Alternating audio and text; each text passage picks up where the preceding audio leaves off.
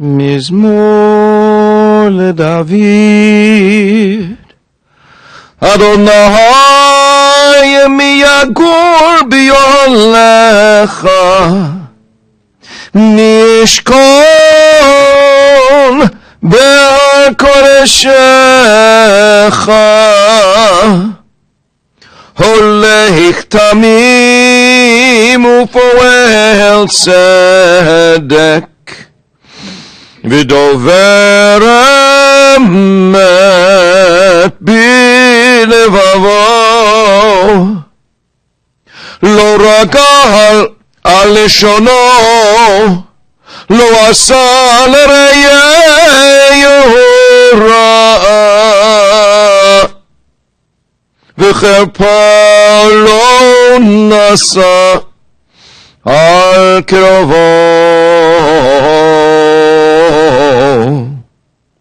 נבזה בעיניו נמאס, ואת ירא אדוני יכבד. נשפל להרע ולא ימיר, כספו לא נתן בנשך, ושוחד על נקי לא לקח. עושה אלה לא ימות לעולם.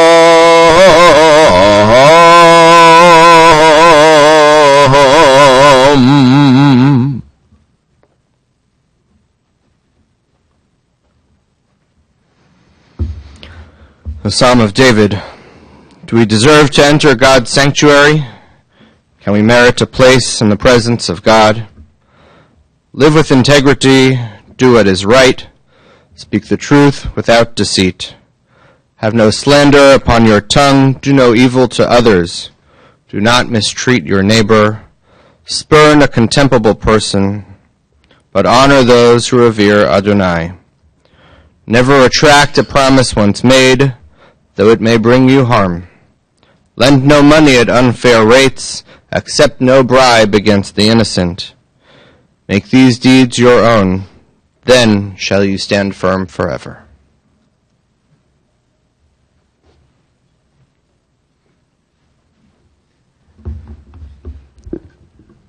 For some additional words from the wisdom of Ben Sira. We are all destined to die. We share it with all who ever lived, with all who ever will be. Cry for the dead, hide not your grief, do not restrain your mourning, but remember that continuing sorrow is worse than death. When the dead are at rest, let their memory be a source of peace, and be consoled when the soul departs. Death is better than a life of pain, and eternal rest is better than constant sickness.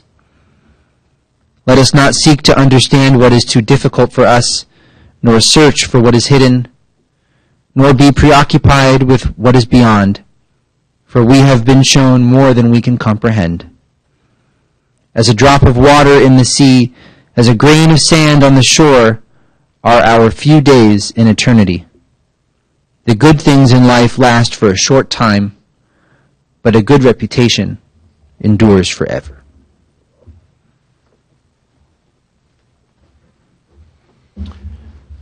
If the words are familiar, please join with me in the recitation of the 23rd Psalm, a Psalm of David. The Lord is my shepherd, I shall not want. He maketh me to lie down in green pastures. He leadeth me beside the still waters. He restoreth my soul. He guideth me in straight paths for his name's sake. Yea, though I walk through the valley of the shadow of death, I will fear no evil, for thou art with me. Thy rod and thy staff, they comfort me. Thou preparest a table before me in the presence of mine enemies. Thou hast anointed my head with oil. My cup runneth over. Surely goodness and mercy shall follow me all the days of my life, and I shall dwell in the house of the Lord forever. We come together sharing our sorrow to say goodbye to David Derrow. We recall the blessing of his life. We thank God for all that was good and true in his life, and for precious memories which shall endure always. Eternal God, Master of all, be gracious to all who mourn. Bless them with your compassion. Ease the burden of their sorrow.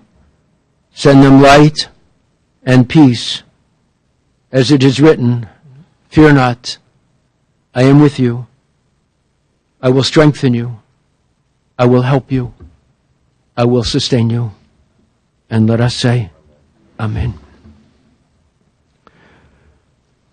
As we join to say goodbye to our beloved David Derrow, we note that tomorrow we read in our Shabbat Torah portion about sacrifices that were brought to the temple in ancient times.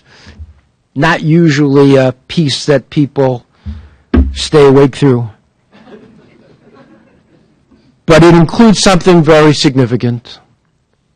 Zevach Shlamim, the sacrifice of wholeness, of thanksgiving, brought by one who is grateful to God for blessings that have been offered to him, to his family. And we are grateful, as David was, and as he expressed so many times, for many blessings and so many good times we were privileged to share.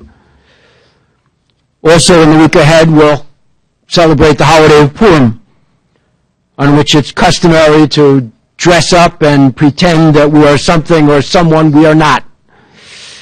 And we note the irony. On this occasion, we remember with love one of the most genuine, unpretentious, sincere people we've ever met, or are ever likely to meet, for as long as we live. Over the past few years, without glossing over challenges and losses, we recall how many times David said he was content, he was grateful for what he had, for the love and care that surrounded him, and as his memory receded, he focused on what was good, what he'd been able to do, and what he'd been able to share, and how grateful he was for the family that adored him. He knew he was blessed to have had parents who encouraged him, a wife of 67 years who was his soulmate in every way, children he respected for their talents and achievements and for the families they raised, grandchildren he cherished, and whom he was privileged to watch as they grew, and now great-grandchildren who revered him as the patriarch and the role model he was. He had traveled all over the world multiple times. He had provided well for those he loved, and he had used his business success to benefit not only his own family, but all those who were privileged to work for and with him. He had won the respect of a community and the friendship of so many, being the warm, gentle, thoughtful, and gracious man he was. David and Muriel were among the first people Beth and I met when we arrived in Columbus 40 years ago. And despite the age difference, they remained among our closest friends through all the years that followed. He made us feel special. He was godfather to our youngest son, and he made us feel that we were part of his family. We had earlier connections as well. Muriel grew up in Paterson, New Jersey, as did Beth and I. On my first Shabbat at Tifereth Israel, Muriel's mother, Eve Bernstein of blessed memory, came up to me and said something no one else has ever said to me in the Midwest. She said, "You must be Oscar and Bee's son." Of course. And David, although born in Pennsylvania, was raised in Ridgefield Park, New Jersey, where he was one of the only Jews, if not the only Jew in his high school class. Many years later, I served briefly as rabbi in Ridgefield Park, a town about 10 minutes outside of Manhattan that most people, even most people from North Jersey, have never heard of. David was a star student, and a star athlete at high school. Graduated at age 16 and earning admission to Johns Hopkins University as well as a place on its football team. He was short, but he was strong. They nicknamed him the Rock. And he was smart. After 3 years at Hopkins, accelerated because of the war, he graduated at age 19.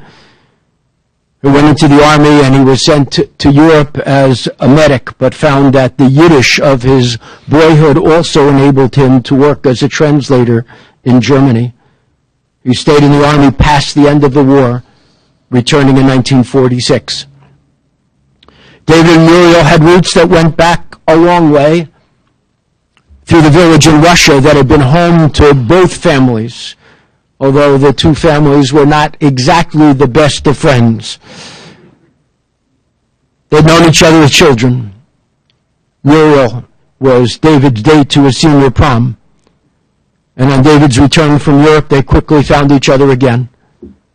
It was Muriel who suggested after not very long that it was time they should get married, which they did, first eloping to avoid family conflict and then having two religious ceremonies, one to satisfy each family. David worked briefly in a lab in New York, hoping to move from some medical experience into medical school. But quickly there were family responsibilities to preclude that. He went to work in New Jersey for an uncle of Muriel's. And they settled in an experimental planned community in Radburn, Fair Lawn, New Jersey, as their little family was growing. After some years of working in the business, David asked if he could acquire a small share of ownership in the company, and he was told that couldn't happen. So he and another employee with similar goals began looking for an opportunity to work for themselves and invest in the future.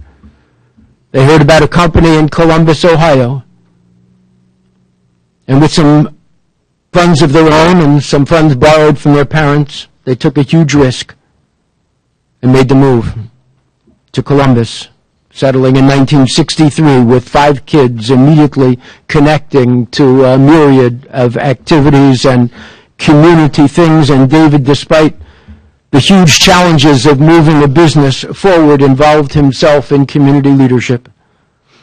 Synagogue and Hebrew school were important, and David became part of Tifereth Israel's leadership and served as secretary of the congregation.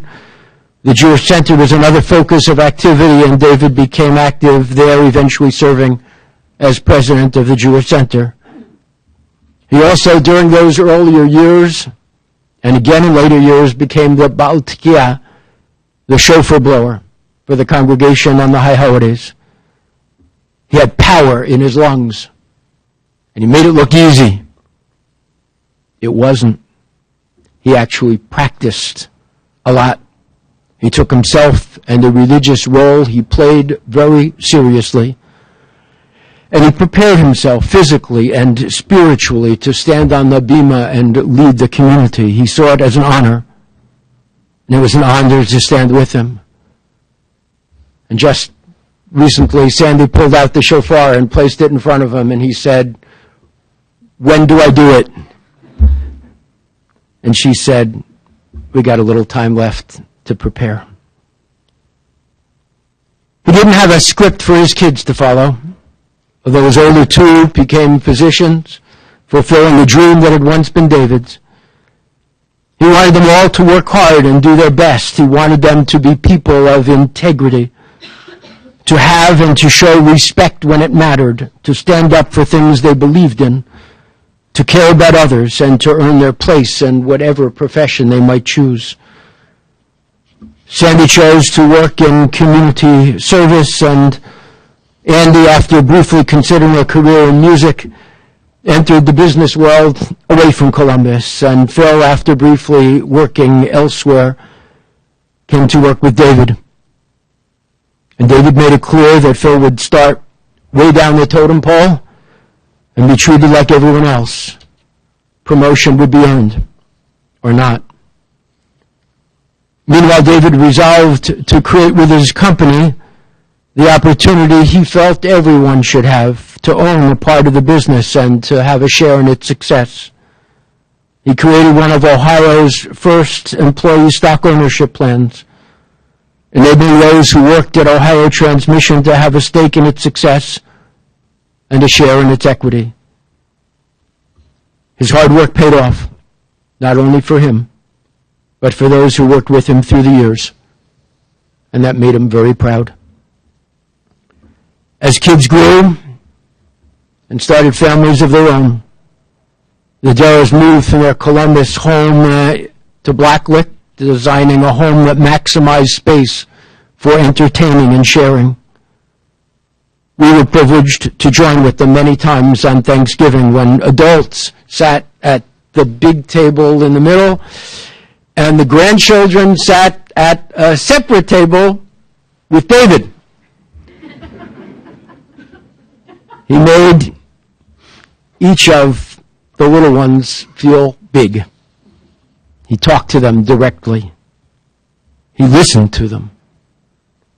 And he let them know that each was special and uniquely cherished. When the bigger ones were big enough, he would bring them to synagogue on Shabbat morning and then take them out for lunch and for an afternoon activity. David himself had never known a grandparent. He resolved to be an active and loving part of his grandchildren's lives. He kept himself in amazing shape intellectually and physically. He read voraciously. He played tennis and exercised. His and Muriel's circle of friends included bright people among whom discussion was serious and high level. He didn't ask simple questions, and he didn't accept stock answers. He was proud of his business success and the comfort it offered to him and his family. But David never saw business success as an end in itself. It was to provide for those who depended on him. And it was to create opportunities for him and for Muriel to enjoy life. And enjoy they did. As his business career wound down and Phil took over the company, David and Muriel traveled all over the world. The postcards from various cruises came from places we dreamed of and from places we never heard of. We'd get a card, and then we look at a map to try to figure out where they were or where they'd been. They enjoyed it all for as long as they could, grateful for what they were able to do and for the health and the longevity that enabled them to share it. They were an amazing couple.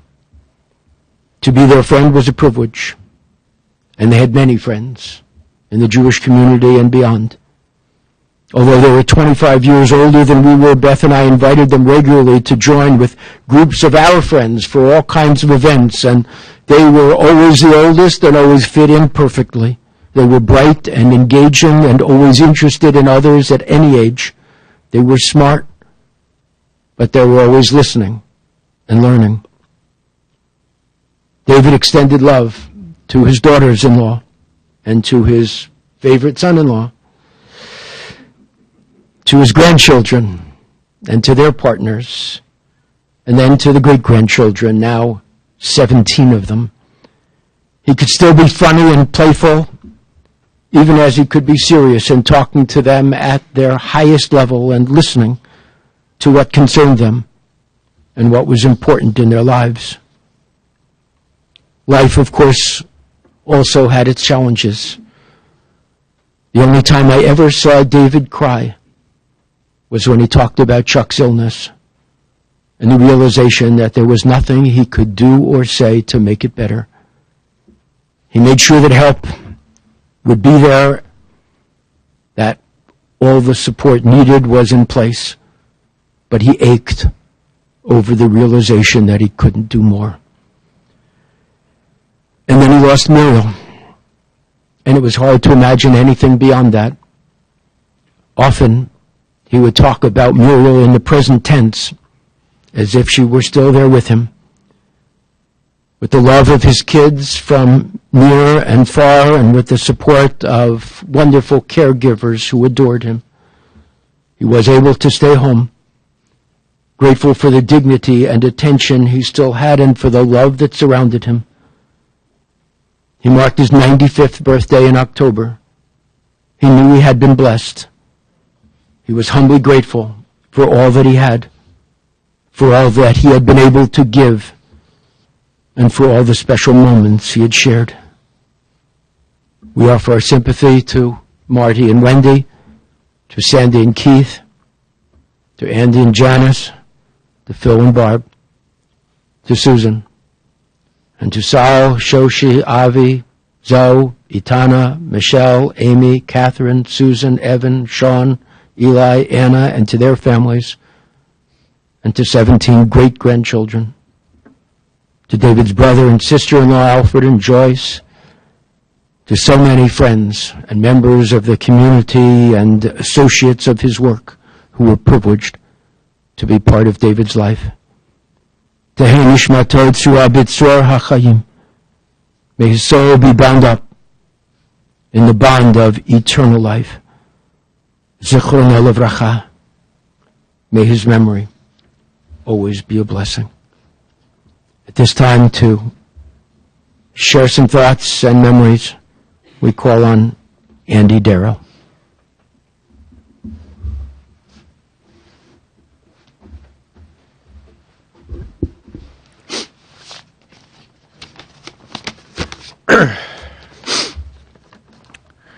Good morning.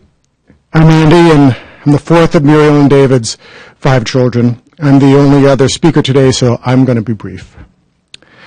I want to start by acknowledging the special relationship our parents had with Harold and Beth Berman. They loved you both very much, and your friendship over the decades meant everything to them, so thank you. I also want to acknowledge and thank the caregivers who enabled our parents to stay in their home up until their respective deaths. Anna, Janet, and Bernice, thank you for helping them both live their final years with dignity in the comfort of their own home. And I'd like to acknowledge and thank the Chevra Kadisha who prepared our father's body for burial. My brother Philip wonderfully captured the essence of our father's character in the following sentence from the obituary. David was intellectually brilliant, perpetually curious, unfailingly honest, kind to all, and charming beyond measure. Not bad, bro. How did David Derrow become that man? When did he become that man? I was sitting at his desk on Tuesday and opened the small metal box where he kept important documents such as his birth certificate, marriage license, and military discharge papers. Also in the box were copies of a few letters he had written over the years that were obviously meaningful to him. One of those letters really struck me, and I'm going to share it with you now. First, let me set the stage. Dad graduated from Johns Hopkins in 1943 when he was still 19. He was called up to the Army later that year and served until he was discharged in December 1946. He eloped with Muriel in early 1947 and moved into a repurposed Army barracks in Shanks Village, New York. Shortly thereafter, he took a job as a parasitologist, still hoping to gain admission to medical school. By mid-1948, with his wife pregnant and with our oldest brother, Chuck, 24-year-old David Derrow needed to abandon his dream of becoming a doctor and start making a living. This is his resignation letter. July 20th, 1948, to Dr. Reginald Hewitt. Dear Dr. Hewitt, it is with sincere regret that for personal reasons I find that I must terminate my employment with Letterly Laboratories Division of American Cyanamid Corporation, effective August 1st, 1948. My work has afforded me great personal satisfaction and enjoyment. My relations with my coworkers and the heads of my department have been on the highest plane. The conditions for employment at Letterly Laboratories are the finest for which I could have hoped. I wish to thank the head of my department, Dr. Hewitt, for all that he has done for me, for teaching me the bulk of that which I now know about parasitology and research problems, and for providing, invigorating, and stimulating leadership. It would give me great pleasure to feel that the absence as a co-worker will be only that, and that the friendships made during the past 2 years will continue. I wish to extend my sincerest thanks to all, and my best wishes for great personal happiness and professional success. Respectfully submitted, David D. Derrow. Look around at David Derrow's legacy, his children, his grandchildren, his great-grandchildren, his colleagues from Ohio Transmission Corporation, and his countless friends. It turns out it was easy for him to set such an extraordinary example for how to live an honorable life of service, of encouragement, of love. It was easy because that is who he was at his core from his earliest years. He was a good, kind man, and while he will be horribly missed, he will never be forgotten.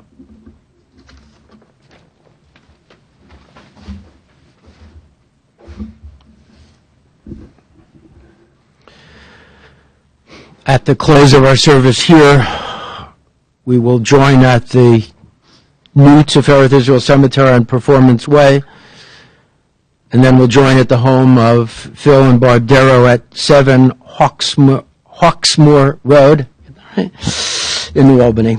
We'll join there just this afternoon as we establish the observance of Shiva. At this time, we turn to our memorial prayer. El Malei Rachamim. Please rise.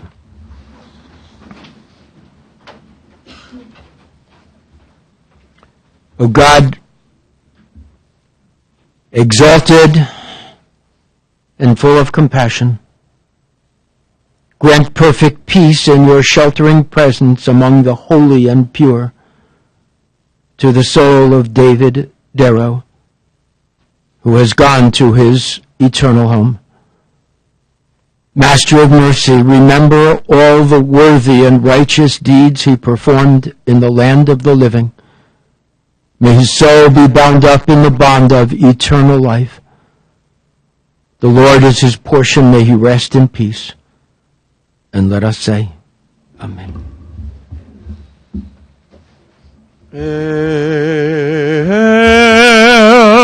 Malei Rachamim Shoshana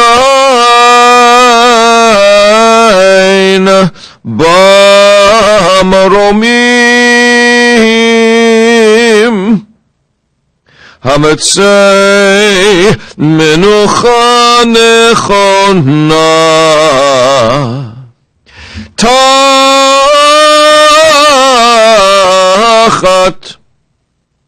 Kanfai Hashchina B'ma'alot Kidoshim U'Torim Kezohar Arakei Amazirim Et Nishmat David Ben Eliyahu HaKohen V'chana Shehalach Lehiolamo Bigan Eden Tehei Menuchato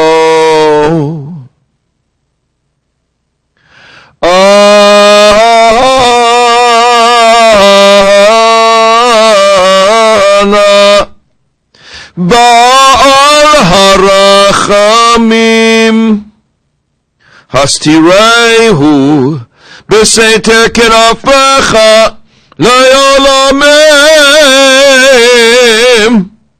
Utzuror B'tzuror Achayim Et Nishmato Adonai Hu Nachalato V'yanoach B'shalom על משכבו ונאמר אמן.